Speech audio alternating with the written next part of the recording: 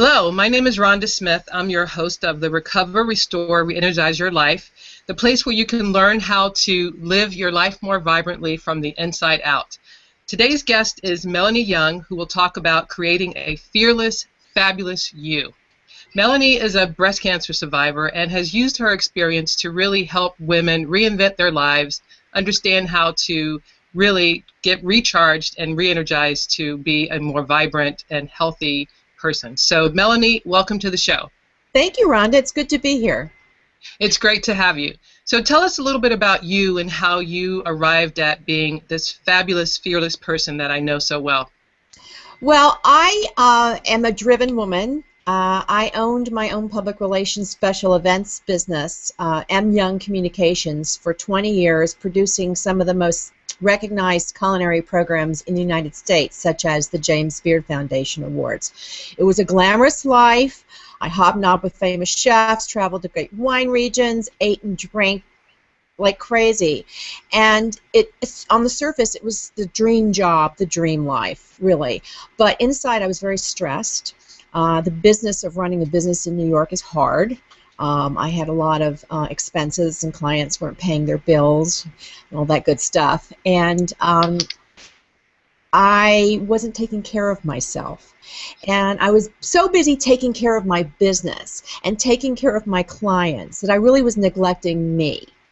And it all came to a head in the summer of 2009 when I discovered a lump in my breast on a wine trip to Italy. And a few weeks later, I was diagnosed with stage 2A breast cancer. And it was like the signal, the final signal after all the other signals, it's time to make changes. And that's really what started the road to becoming fearless and fabulous. I knew that I would have to go through this horrible journey through cancer land. And when I got out of it, I didn't want to go back to the life I had and the hamster and the wheel stress that I was facing.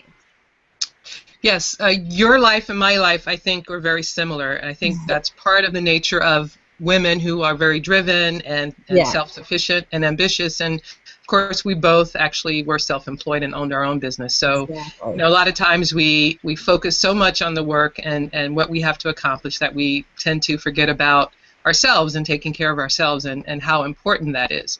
And so when you talk about getting to this point of being a fearless, fabulous person, what does that really look like, and what does that really mean in terms of how you live your life and what you do on a daily basis? Well, I had to, peel away a lot of layers, like a snake shedding its skin. I had to peel a lot of layers of me to really get to the heart of the matter, which was that, and this is what I tell people, you have to make yourself a priority. At the end of the day, you need to have good health. You need to be confident in yourself. You need to not live with fear. You need to be fearless. You need to be able to face life's challenges head on and handle whatever comes along. And going through cancer, and at the same time I was going through cancer treatment, my father died of cancer also and left a big financial challenge for me because he was part of my company.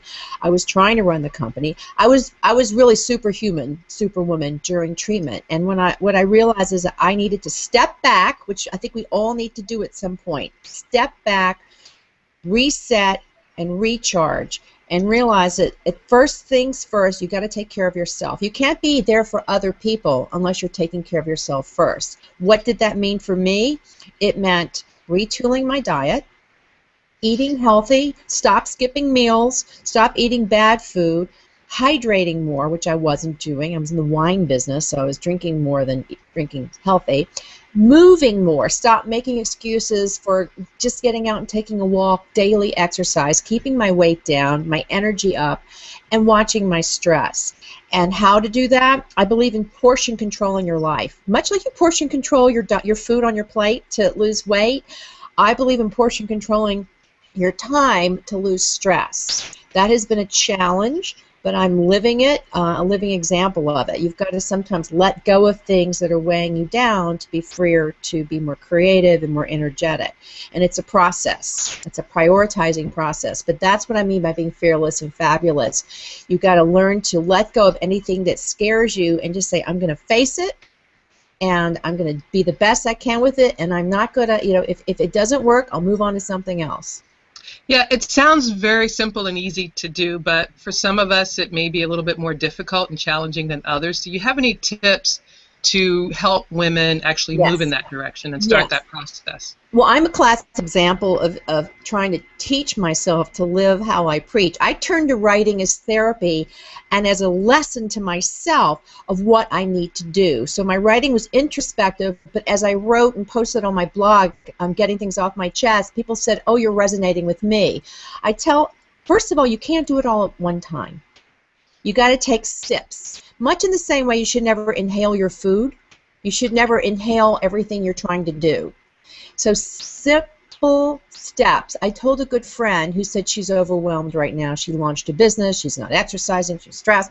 I said, you pick one thing you're going to do today for yourself. One thing. You pick 3 things you're going to accomplish today. If you can do more, if you can do 5, great. I do no more than that. If I can get through every day doing between 3 and 5 things, it's great. So it's learning not to pile everything on your plate at one time. And then you're going to let go and feel healthier and lighter in spirit. And I think sometimes, I think sometimes it's also a matter of just saying no to certain things. I think we as women, especially women who often do too much or want to do too much, have a difficult time saying no and not feeling guilty about it. So do you have any tips or suggestions for how we can sort of let go of that aspect of living a fearless and fabulous life? Yes. Well, there's 2 things. There's saying no, and there's letting go. And there's learning to delegate versus do it all yourself. And those are 3 things. First of all, learn to say no. It's not insulting to say no. Somebody emailed me this week, and she goes, you didn't answer my email on Sunday. And I responded, I said, you know what, I'm in the middle of a digital detox. And my digital detox is that I don't look at any work-related or volunteer, whatever-related emails on Sunday anymore. It doesn't mean I'm less productive because I shouldn't be looking at them on Sunday anyway. So that's one thing. Learn to say no. Learn to shut off. Even if it's one day, do it. Yeah, no, I totally agree. I mean, I say it's a company policy. Come Friday afternoons, I detach or disconnect from my emails, my phone, depending on who is calling. But you have to get disconnected in order to get recharged and be able to do it all over again the next week. Right. So I totally understand where you're coming from. Letting go of things that are annoying you, or if you have too much stuff. I just moved, as you know, when we let go of a lot of stuff we didn't need. Let go of, if somebody's toxic in your life, a Debbie Downer, you don't have to see them. You have choices. So let go of things that are weighing you down. And then 3, delegate. Delegate. If you don't have an assistant, see about a virtual assistant. If you have a spouse, give that spouse chores. I do all the time. But delegate. Relegate and delegate. So you're not doing it all, because we tend to always say yes, keep it all in, and try to do it all ourselves. And it just makes us inefficient and worn down. Right. And that causes stress in our lives too. Exactly. So it's 3 lessons right there. Right. And so you talked about nutrition a little while ago. Can you tell us about some of the things you may have let go of relative to your diet and nutrition habits and creating this new fearless, fabulous you? Well, it's interesting. I let go, but I added, because I don't think a healthy diet, I'm not big on the word diet, but I think a healthy lifestyle management plan is not about, depriving yourself. It's more enhancing what you have. So I chose not to eat red meat because I actually lost my taste for it after chemotherapy. So I chose not to eat red meat. It was a conscious decision based on my own personal experience. I go whole, lean, green. I tend to do more vegetables. I have the 2 handfuls of vegetables and fruit, and 1 of protein, and a little bit of dairy and oils. That's like my balanced diet. And don't skip meals. I was a bad meal skipper, and that just makes your whole metabolic system go out of whack, and you get bloated and your stomach distends.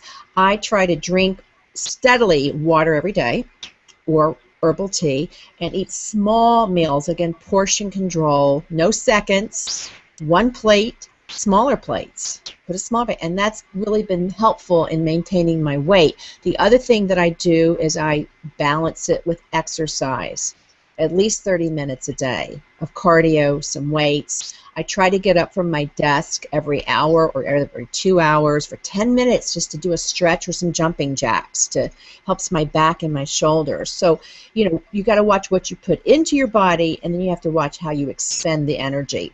So that creates the balance. And then the other two factors in my cornerstone are getting enough sleep, quality sleep, and enough what I call fun time. And fun time, fundraising. So you have fun. So when you say quality sleep, what does that mean? Quality exactly? Sleep means not having things beeping and clicking in the room. It means actually getting a sound sleep, which is really hard because I do have sleepless nights. Anyone who runs their own business has sleepless nights. But quality sleep means in a quiet room where you actually are having a deep sleep. It's not aided by sleeping pills or alcohol. It's a quality sleep. That's hard to do, but I'd rather have 10 minutes of a quality nap than 8 hours of a bad night's sleep. So if I don't get a good night's sleep, I try to have, you know, a quick nap, you know, or just shut my eyes and meditate during the day at some point. Very important. Right. And so one of the things that I'm familiar with is a term called sleep hygiene. And so it sounds like you do a few things to really enhance your sleep hygiene, which Yes. talk a little bit about what you do to enhance that. Great question. I make sleeping, I take my preparation for sleeping as seriously as my preparation for putting my makeup on in the morning. I prepare to go to sleep. I like to take a warm shower. I put lots of moisturizer on. I like to lie in bed. If I'm not totally exhausted, I'll do a little happy reading, not bad reading, or watch something. I love watching the late night shows. Just something funny with my husband, play with my dog. I have a little dog. He comes on the bed. If I need something to drink, I will have a little nip of a cognac, but I usually have it with some warm almond milk. It's actually really good. And always a big glass of water. So I try to prepare for sleep versus just crash into bed, makeup on, blah, blah, blah. I always make sure I have a good glass of water before I go to bed, so I get dehydrated very easily. I think it's menopause, so I always have a glass of water before I go to bed and as soon as I wake up in the morning. So that's how I handle quality sleep. Okay. And what does drinking water at night before you go to bed and first thing in the morning do for you and your system? Well, I think that it totally hydrates and helps prepare you to eliminate toxins. I mean, I'm a big 8-glass-a-day water drinker. I truly see the difference in my skin when I'm not drinking enough water. My skin gets red and blotchy. It shows fatty deposit, all the things you don't want to see.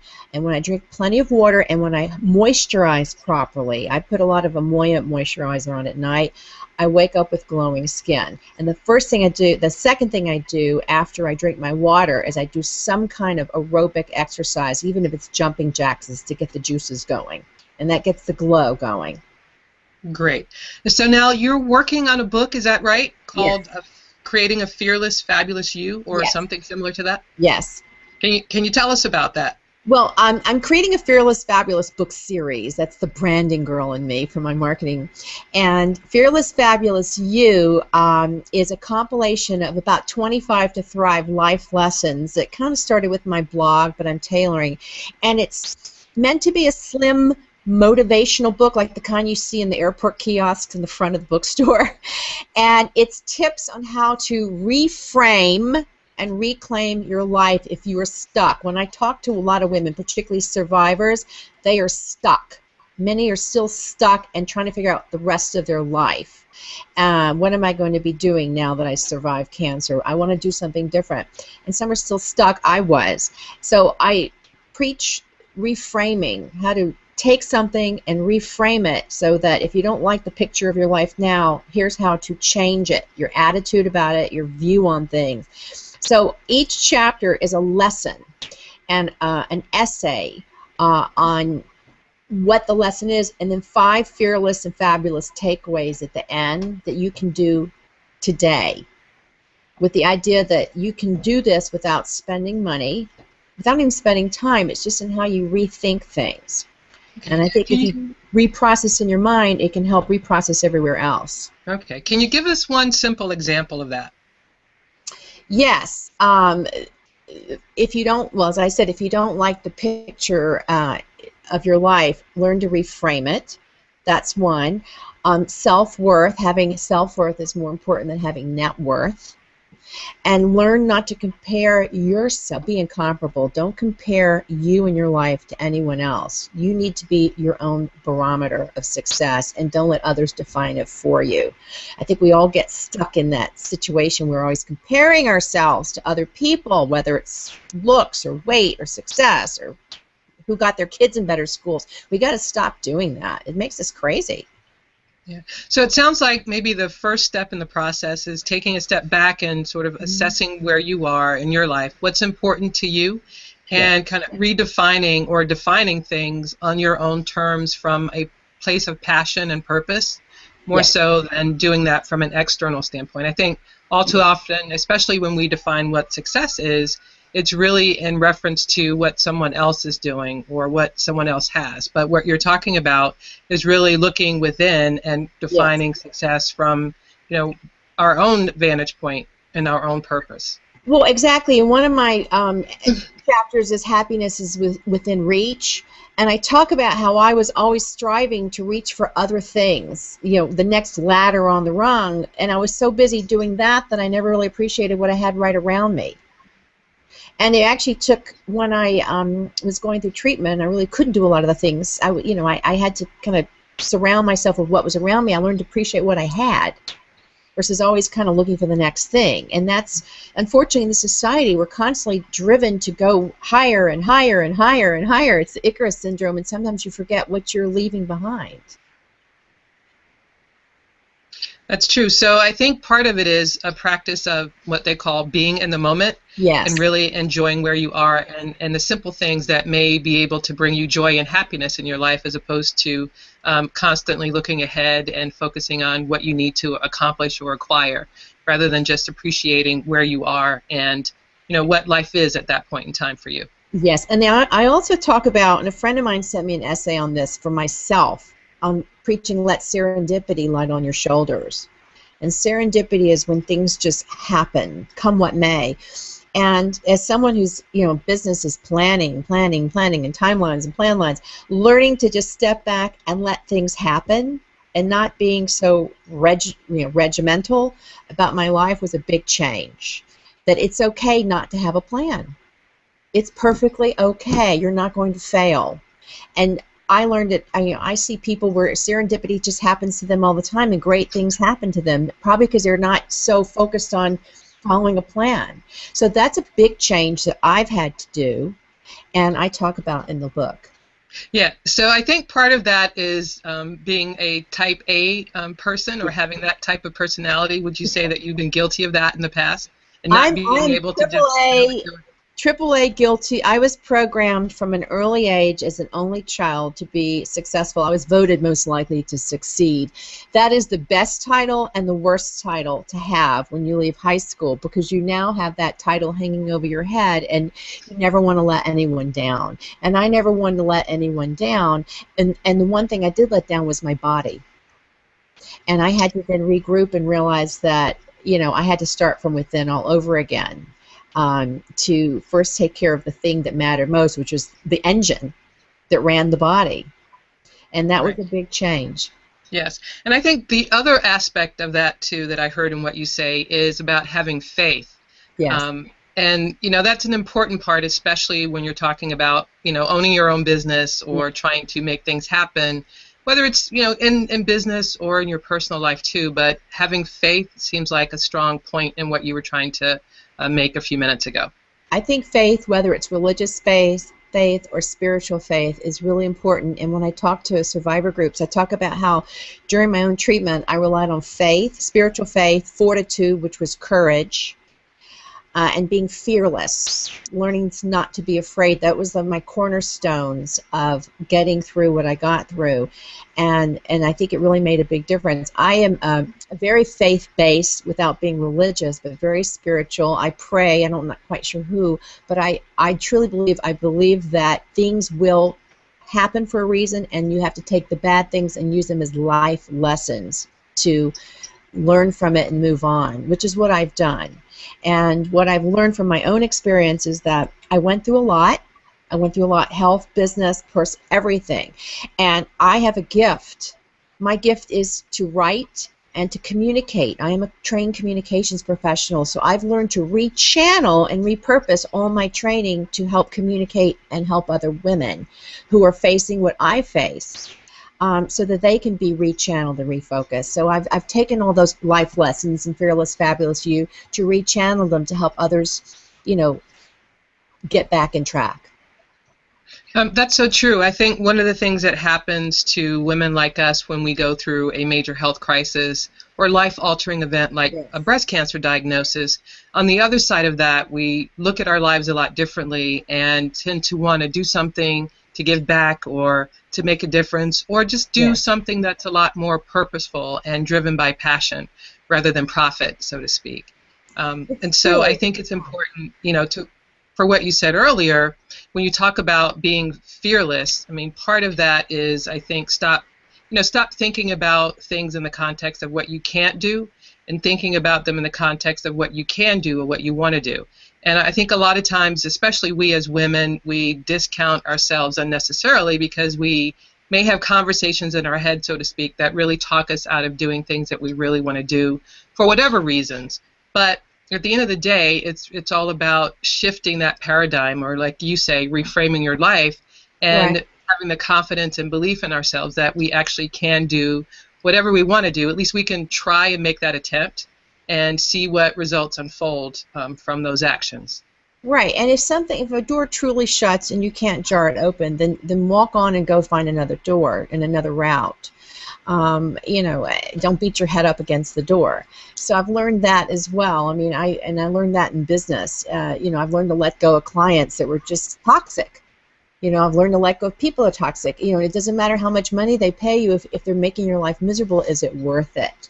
And I've learned that's the letting go process. I also believe that you take stumbling blocks or roadblocks and you turn them into building blocks. So again, it's the reframe. That is so true. And I think, again, the message is it's important to let go and to not be afraid to take chances no matter where you are in your life. And again, as women, and being empowered as women to do what we feel is our purpose in life is an important part of being happy and creating the life that we want to live. And what that looks like for each individual person is different. So recognizing that and starting from that point in terms of really understanding what's important to you, what you're truly passionate about, and how you want to live your life, would you say is something that's part of what will be in your book? Well, it's definitely living life. The message is living life on your terms. And learning that's number one, live life on your terms, not on anybody else's terms. When you're going through cancer, you're living your life on somebody else's terms for quite some time. You're oncologist and whatnot. So the first thing you want to do is you want to be free to live life on your terms. Then what is that? Is it the life you had? Picture the life you want. Are you living it now? What will it take to get there? And I just want to say that, we're talking about type A women, but there's type C women, and there's women that, are in really challenging situations where they're covering 2 jobs and they're juggling kids and they're single moms, and I've talked to a lot of them. At every level, there is something you can do for yourself. So it doesn't matter if you're, a single mom with 2 kids juggling night and day jobs. You can still take care of yourself. You have to do that. That's number one. Or if you're an executive and you've got an assistant. Either way, you have to take care of yourself, and you have to say, I want to be the person I want to be. I don't want people to define me or confine me. And that's really, really important, to define yourself and not be confined by stereotypes or your own limitations. And that's a lot of the letting go and getting out of stepping. One of my lessons, step out of your comfort zone. That's one of my lessons. Learn to step out of your comfort zone and try something you've never done. Go somewhere you're never done. Do something different so that you see everything in a different light. That's a great Okay. exercise. That's great. So that is a good starting point and probably lesson number 1 for you.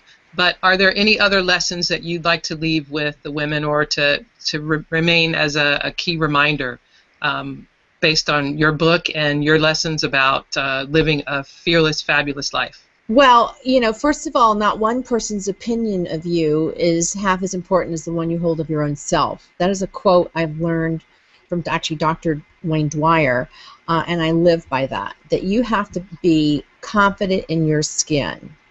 That's one. Learn to enjoy what you have versus focus on what you do not have.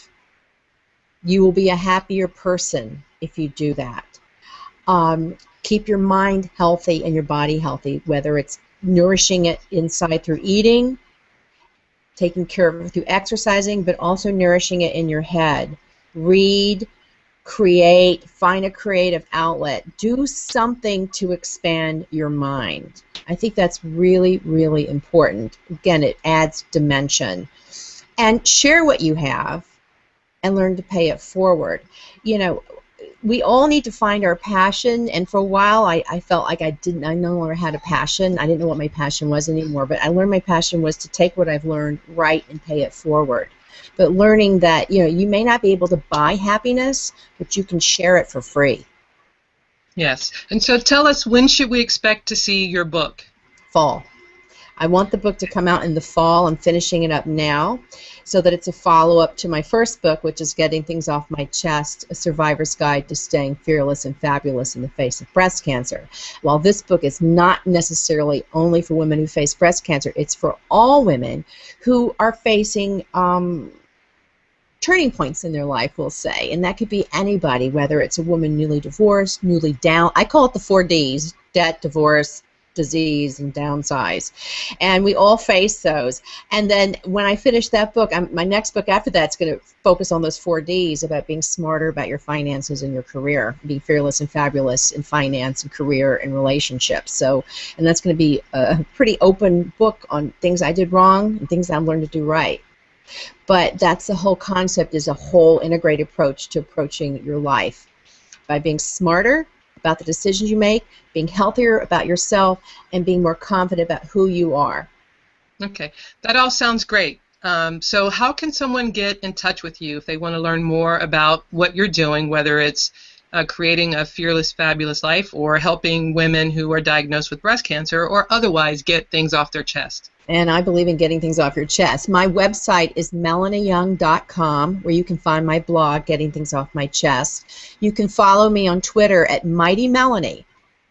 And I have a Facebook page, Melanie Young - Getting Things Off My Chest. You can buy my book, Getting Things Off My Chest, on Amazon, Barnes & Noble, or through my website. And it's a great book.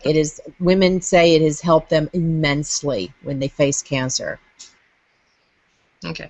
Well, thank you, Melanie, and thank you for all that you have done to share your story and help other women through their journey, no matter whether they're dealing with breast cancer or a transition in their life, or just looking to do something altogether different in terms of how they're living their life and on their terms. So this is Rhonda Smith signing off for the Recover, Restore, Re-Energize show, the show that helps you understand how to live a more vibrant life from the inside out. Thank you for watching, and have a great day.